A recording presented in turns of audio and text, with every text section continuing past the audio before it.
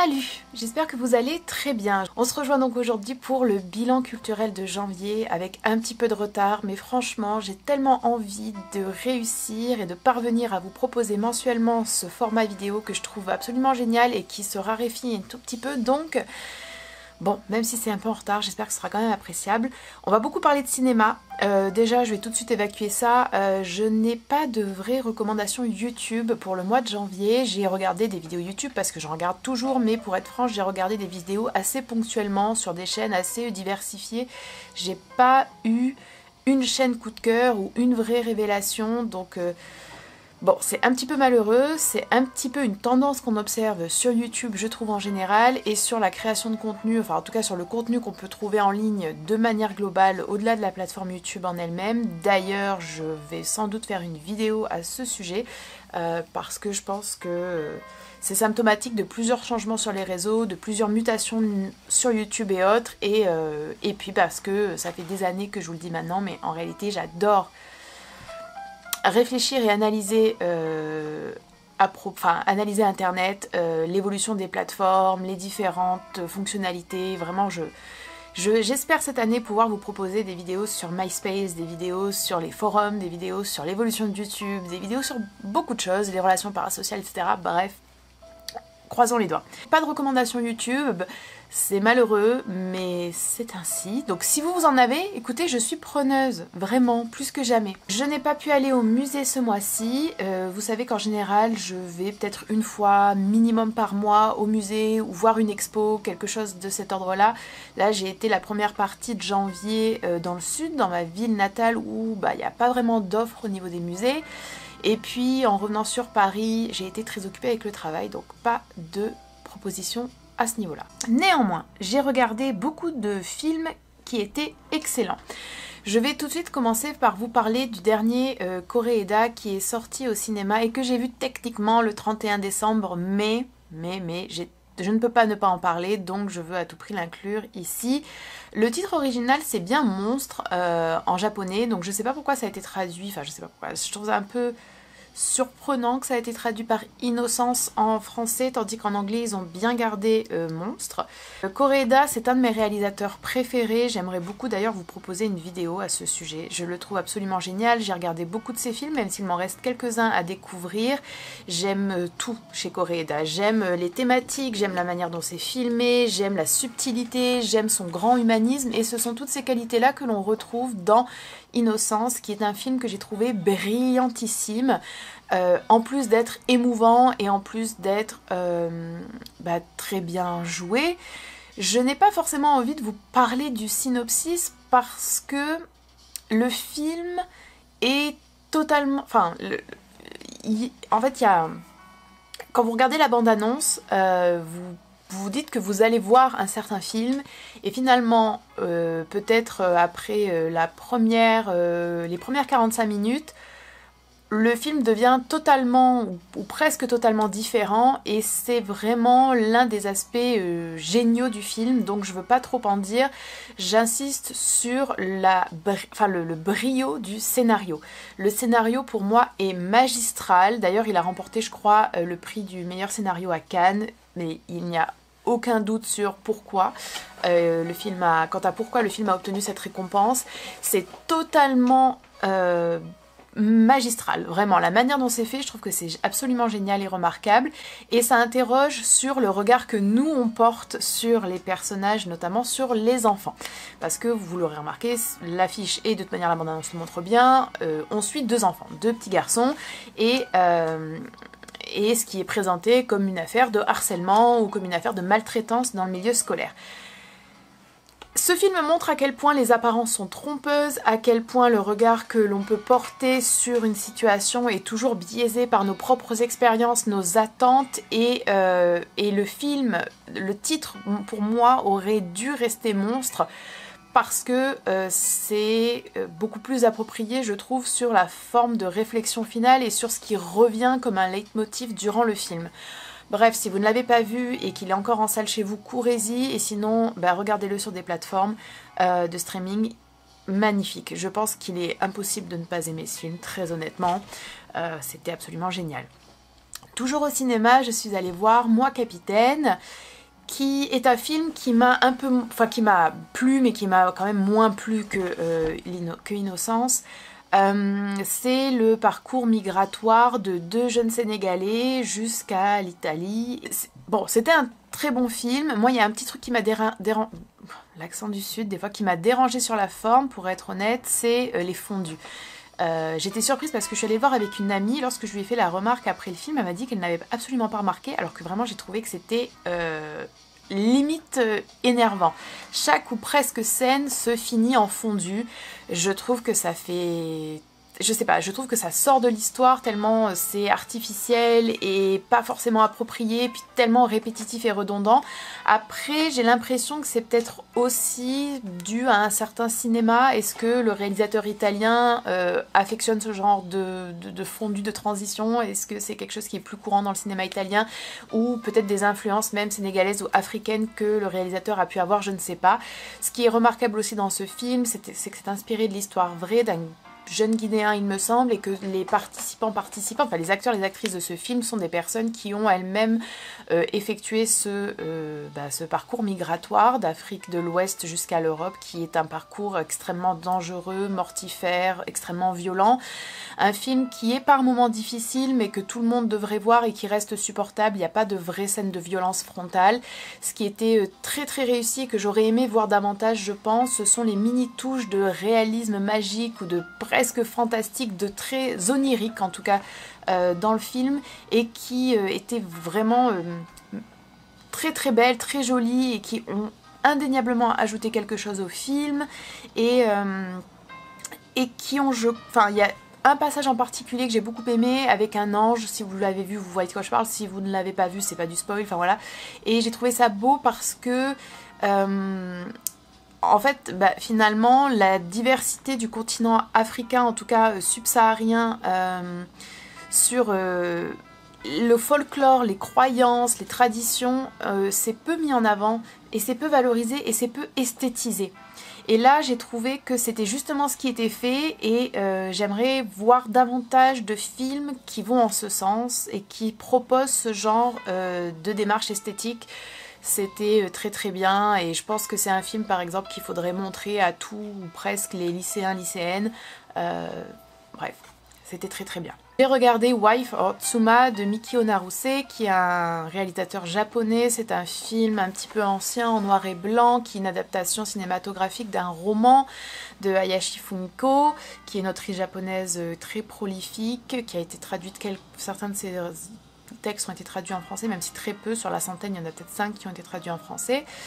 J'aime beaucoup le cinéma japonais, et j'aime, bon, vous l'aurez vu, mais j'aime aussi beaucoup le vieux cinéma japonais. Tsuma, c'est un film qui, tout en subtilité encore une fois, montre la délicatesse, enfin, la manière dont se délitent finalement les relations conjugales, notamment par l'incompréhension mutuelle, mais surtout par le manque d'effort du mari qui qui commence à nouer une relation avec extra-conjugale avec une collègue. Et ça interroge, sans le faire de manière encore une fois très frontale, tout simplement la vie des femmes au foyer qui sont aussi parfois, qui travaillent même en dehors du foyer, et l'attirance et la communication dans le couple. J'ai trouvé qu'il était très bien réalisé, qu'il mettait en scène différents personnages, et qui était loin d'être caricaturaux ou manichéens, donc c'était très réussi.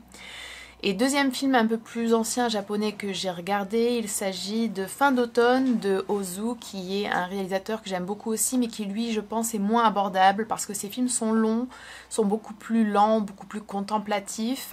Dans Fin d'automne, il s'agit d'interroger le mariage et le destin de femmes, en fait, vraiment tout simplement, au Japon, qui veulent s'émanciper, mais encore une fois, c'est un propos qui n'est jamais explicité et présenté comme une thèse du film.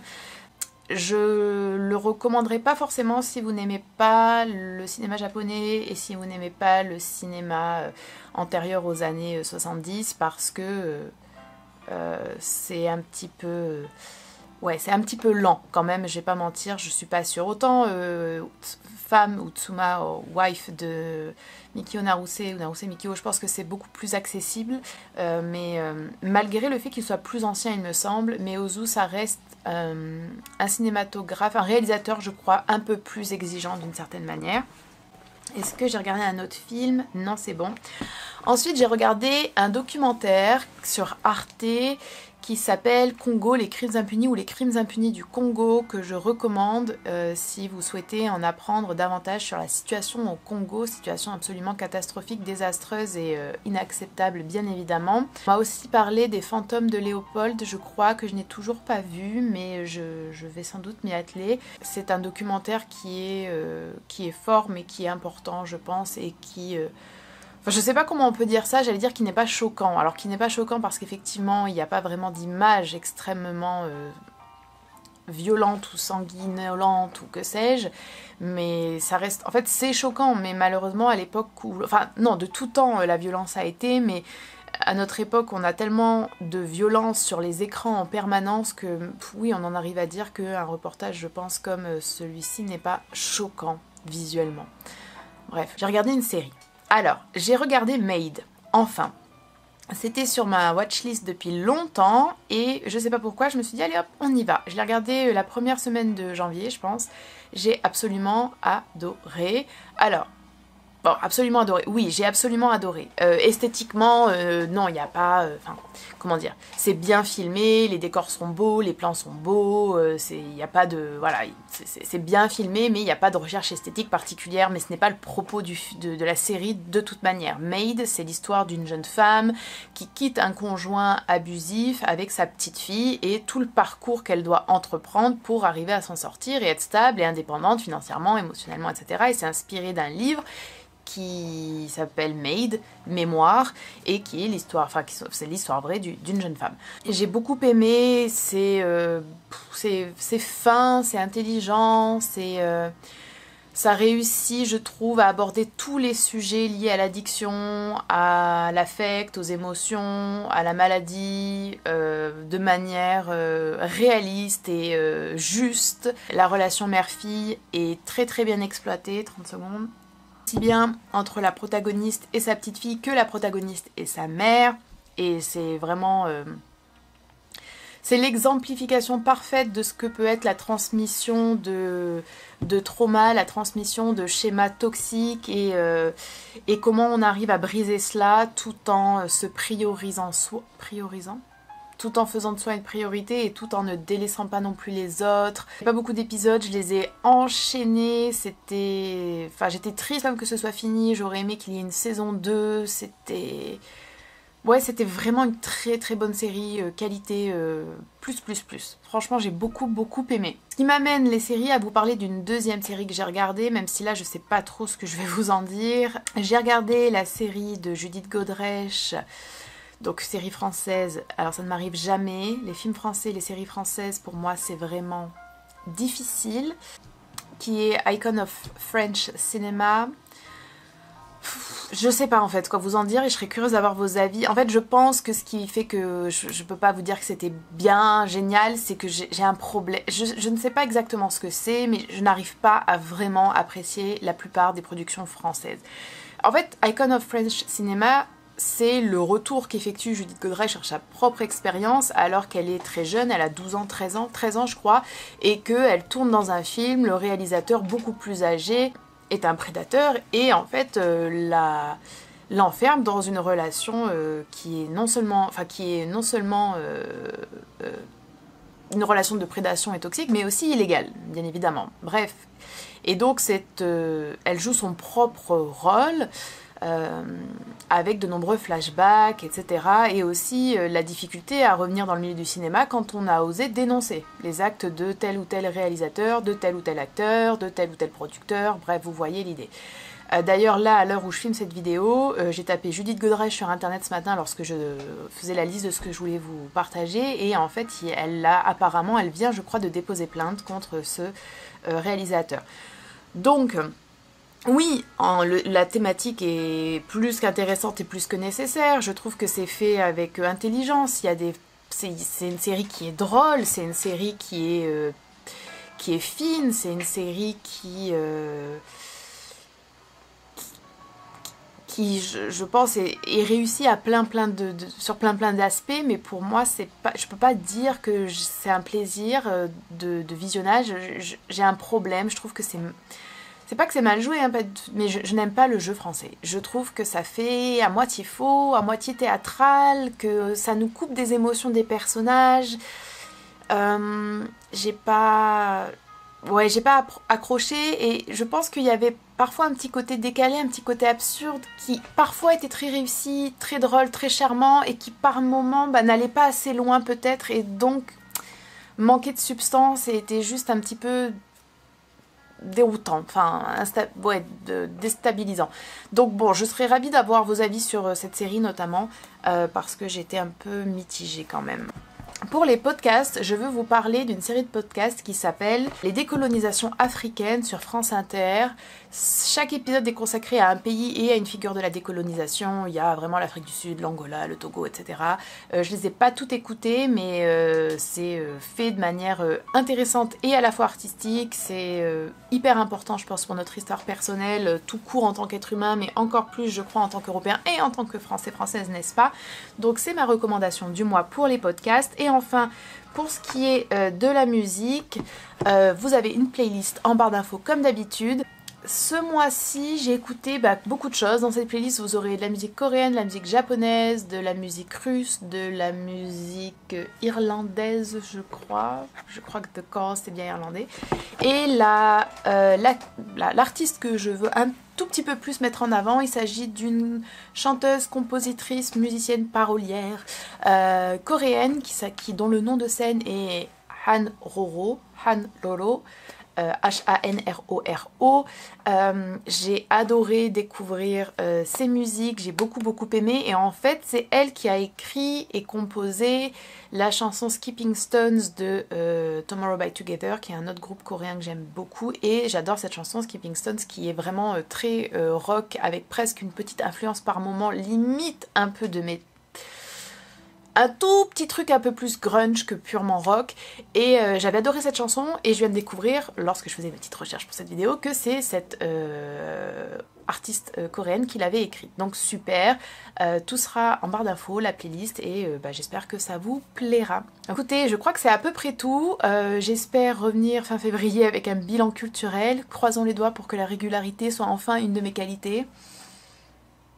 J'ai des espoirs assez limités sur ça, mais on va tout faire pour. J'espère que ça vous aura permis de découvrir certaines choses. Comme d'hab, donnez-moi vos recommandations, dites-moi ce que vous avez regardé, ce que vous avez écouté, ce que vous avez visité, ce que vous avez découvert ce mois-ci. Faisons de cet espace vidéo et de cet espace commentaire un lieu de partage culturel. Merci pour votre écoute, et à très bientôt.